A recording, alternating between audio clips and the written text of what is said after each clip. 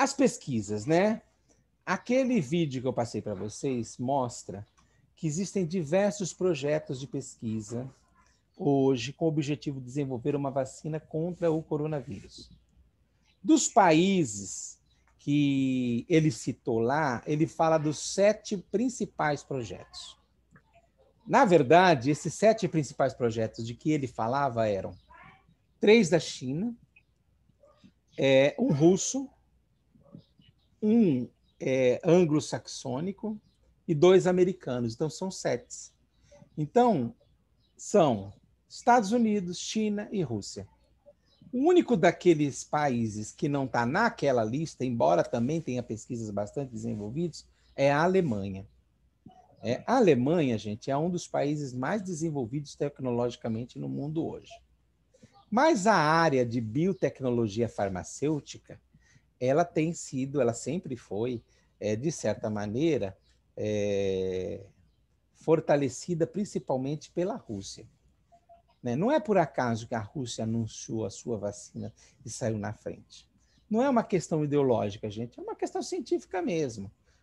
Se a gente olhar um pouco a história da Rússia, a Rússia é um país, gente, que tem mais de 500 milhões de habitantes, que viveu uma revolução em 1917 terrível. Eles passaram muitos e muitos anos em guerra. Depois da guerra, a Rússia ela teve que resolver problemas seríssimos para garantir comida para todo mundo. Ela precisou resolver um problema seríssimo de saúde, porque muitos dos seus aparelhos de saúde eles foram desmontados pela Guerra Civil. Então, houve um investimento muito grande, né, em determinadas áreas de conhecimento. E a farmacêutica ela foi uma área muito desenvolvida. Então, a Rússia ela tem um know-how nessa área de mais de 50 anos. Então, não é por acaso que a Rússia já estava anunciando uma primeira vacina. A mesma coisa acontece com a China, gente. A China tem 1,5 bilhão de habitantes. Se você não tiver remédio para 1,5 bilhão de habitantes, como é que você sobrevive?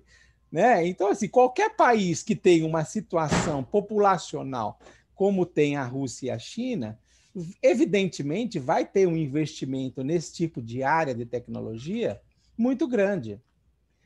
Assim como os Estados Unidos têm uma pesquisa científica muito desenvolvida, mas principalmente na área de tecnologia de produção de armamento, produção de outro tipo de equipamento, de bens de massa. Então, é uma outra questão. A Alemanha, por exemplo, a tecnologia dela é voltada para a robótica, para a informática.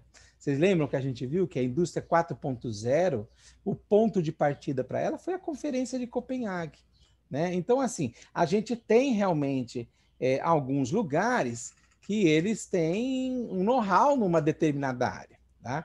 Então, esses países aí têm esse know-how. Como nesse caso específico desse tipo de pesquisa, a Alemanha não foi citada e nem é um dos principais, é por isso que ela não está lá. Mas talvez ela seja uma das 10, talvez não seja uma das 7, mas se a gente pegar quais são as 10, se a gente ampliar um pouco a lista, provavelmente a Alemanha aparece também. Uma coisa também interessante que aconteceu nesse período é que um centro de pesquisa, uma universidade, a Johns Hopkins, lá na Inglaterra, ela desenvolveu um mapa interativo para acompanhamento do crescimento da pandemia no planeta. Estão vendo esse mapinha aí do lado? Estão vendo esses pontinhos vermelhos? Esses pontos vermelhos mostram aonde tem mais ou menos vírus. Esse mapa ele é atualizado diariamente com as informações de vários países. Isso permite um monitoramento global da pandemia. Isso é fundamental, porque você precisa saber onde é que a pandemia está, como é que ela está, senão você não vai nunca resolver o problema. Por causa desse monitoramento, que nós sabemos hoje, por exemplo, que neste momento a França está entrando na segunda onda. Aliás, gente, a França está entrando numa onda brava, brava. A segunda onda da França agora de contaminações está 3 vezes maior que a primeira. Dá até medo, porque nós aqui estamos na primeira ainda, né? Então, a gente é para pôr barbinha de molho, né? Então, a gente fica esperto com isso aí, né? Então, mas a França é um dos países aí, né, que desenvolveu. E como é que a gente sabe disso? Por conta desse tipo de mapa de monitoramento.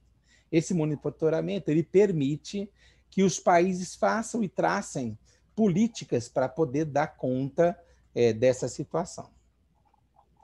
Bom, e assim eu termino o tema de hoje. Tenho mais 4 perguntas, né, que tinha lá no formulário, mas eu vou deixar para a aula de história amanhã, senão a gente, né, não tem material para amanhã. E aí amanhã a gente vê a parte de história aí, ok?